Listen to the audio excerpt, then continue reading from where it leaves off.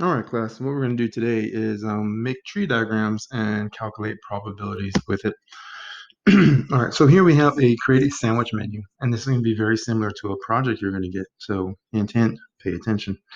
All right, so we're going to create a tree diagram showing all possible sandwiches. So I have this pretty small because this tree diagram can fan out quite big. So you may need like a full blank sheet of paper or something.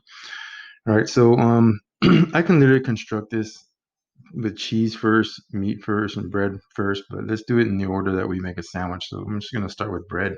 All right, so if we look at the bread, we got two possible choices, white and wheat. So what I'm going to do is I make a branch for each one of those. So I'm kind of just going to have a starting point right there. All right, here's my starting point. And I'm going to go off this way and then off this way. All right, so here I have my white bread and then wheat. Okay, pretty simple. All right. Then, depending on the bread I choose, I have three choices of meat. So for my white bread, I can choose ham, turkey, and beef. So three branches. Right? And this I'm just going to label H for ham, T for turkey, and B for beef.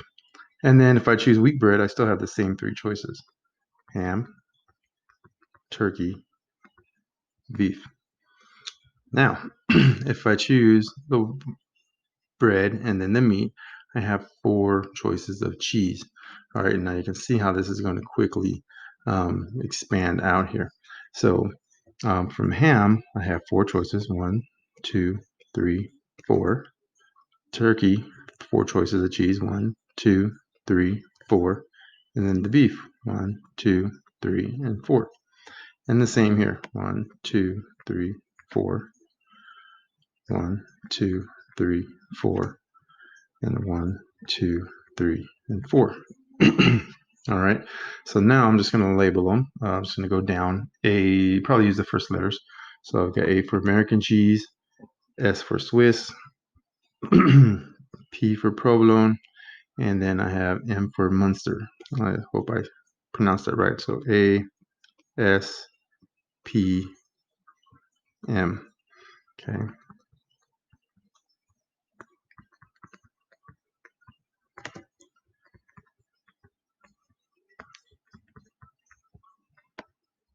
All right, so it's a little squish, but I have a plan, and I can go ahead and use this. If I want to redraw this, I could. And one way you can redraw a tree is you can start off with the bread and then like disjoint the tree. So I have three choices of meat, right? So turkey, beef, ham, and then four choices from there. I probably should have made this a little more spread out.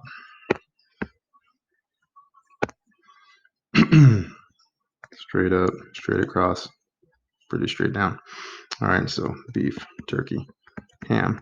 Then I can make more elaborate branches here for our cheeses. Okay, and something like that. So you can disjoint them, and then you can have the wheat part here, right? Ham, turkey, bacon. All right, so but what I would do want to suggest is how we use these trees to calculate probability. All right, so if I look at this tree right here, I have when I make my choice, I have two choices: white and wheat bread. Okay, and my odds are that I have a 50-50 chance choosing each one, right? So I have two choices, white being one out of two choices. So this one would be 1/2 chance, or 0.5 probability. Okay, same with this one, 0.5 probability. Then if I go to my meats, I have three choices of meats. So each one of these breaks down in equal thirds. So you got 1/3 probability, 1/3 probability, 1/3 probability. All right, and same for here: 1/3, 1/3, 1/3. Okay, and then I'll do one of these. So this branch here would be, you have four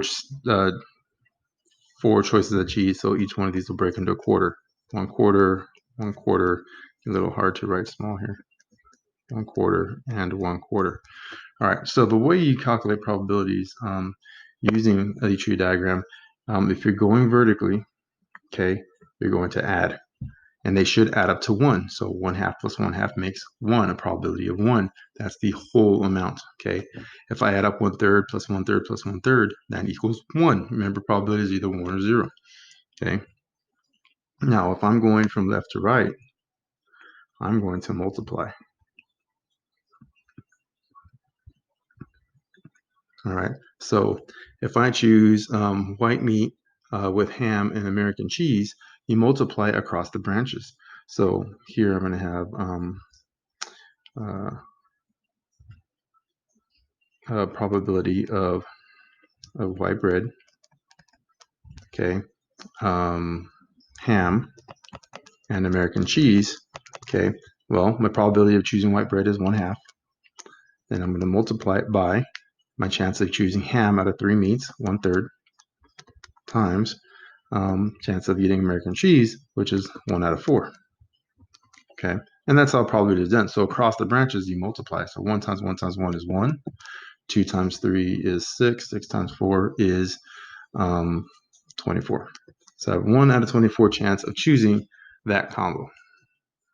Okay, so another thing about it, if you add up the tail ends of this tree, these are all the combinations. 1, 2, 3, 4. So we have 1, 2, 3, 4, 5, 6. We have 6 branches at the end, and we have 4 choices. So 6 times 4 is 24. That's your total outcomes. So I know out of this whole probability set, it's 24 outcomes here of every possible combination of sandwich. All right. Okay, so let's so we created the tree diagram. Okay, so I'm going to solve some of these probability questions. So it says, what's the probability you'll select a sandwich with white bread? All right, so pretty easy. So probability, okay, based on this tree diagram of selecting white bread. All right, well, there's only 2 breads, so that's going to be 1 out of 2, 1/2. All right, okay, pretty easy. What is the probability that that we'll select a sandwich with American cheese? Okay, so we're just talking about cheeses here. So how many cheeses we got? We've got 4. Okay, so the probability of choosing American cheese will equal 1 out of 4. Pretty simple again.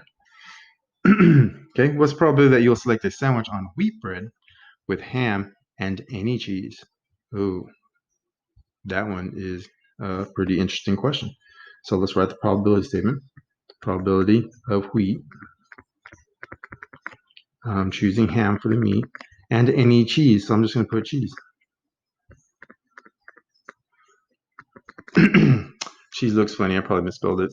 Oh well. All right. So, oh no, I didn't. It's right there. Okay. So, well, let's look at this. So the probability of choosing wheat, right? It's 1 out of 2. Pretty good. So we're going to jump to the meat branch. So we're going to multiply. All right. And the probability of choosing ham is 1 out of 3. Okay. Pretty simple. Now, since it said any cheese, doesn't matter the preference. If he chooses cheese, right? So if he's choosing any of the cheeses, we have a 4 out of 4 chance. How many possible cheeses? Well, there are 4, and any of the cheese, we're 4 for 4, which is the same thing as 1, so it's kind of negligible, okay? So anything times 1 is itself, okay? So I just want you to realize that. So 1 times 1 is 1, 2 times 3 is 6, okay? 1, 6 times 1 is, let's see, 1 times 1 is 1, 2 times 3 is 6, do it this way, times 4 times 4 is 1, okay? So 1 6 times 1 is just 1 6, and that's my probability of choosing wheat, ham, and any cheese. Okay, next one. What's my probability you will select a sandwich on wheat bread that has either beef or turkey and has provolone cheese? All right, so let's look at this one really carefully. So probability of white bread, beef or turkey, and provolone cheese. Okay, so probability getting white bread, we know 1 out of 2. Okay, probability of beef or turkey. So let's be careful. Okay, as long as it makes the criteria, we can use it with an or statement. So beef or turkey, we have 2 out of the 3 choices already covered there. So therefore, we have 2 meats that are eligible out of the 3. So we have 2 out of 3 chance because beef and turkey make 2/3 of the meat. So this can be times 2/3.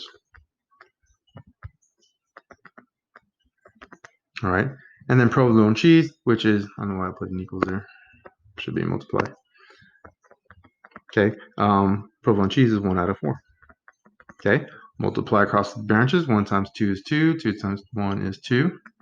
2 times 3 is 6. 6 times 4 is 24. And then reduce the fraction. 2 goes into 2 once. 2 goes into 24 12 times. We got a 1/12 chance of selecting a sandwich.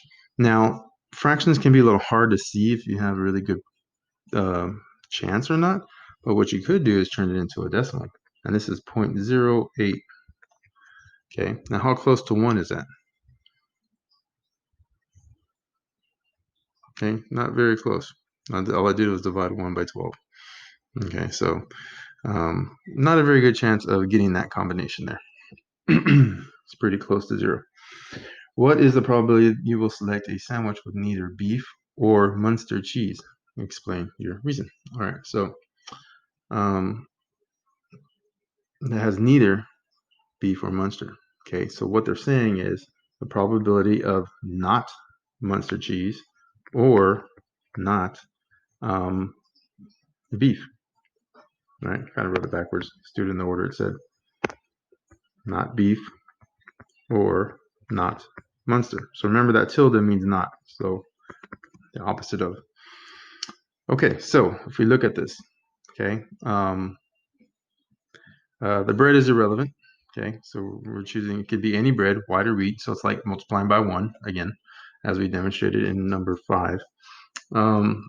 So let's look at our meats. Okay, what's the probability that we're not choosing beef or Munster? Well, that takes away 2 of the choices of meat.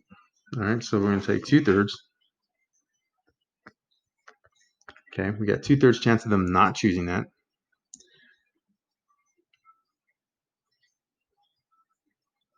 All right, and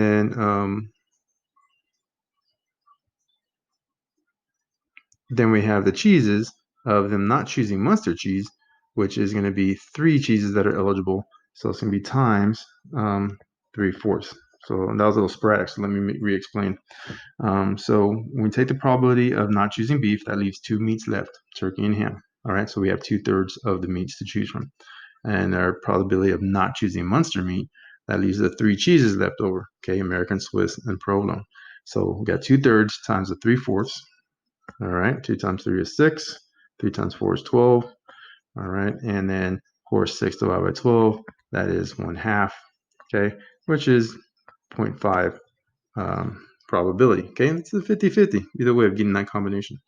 Okay, so not too bad. So this is how we set up a tree diagram, how we use it to calculate probabilities. Alrighty guys, see you tomorrow.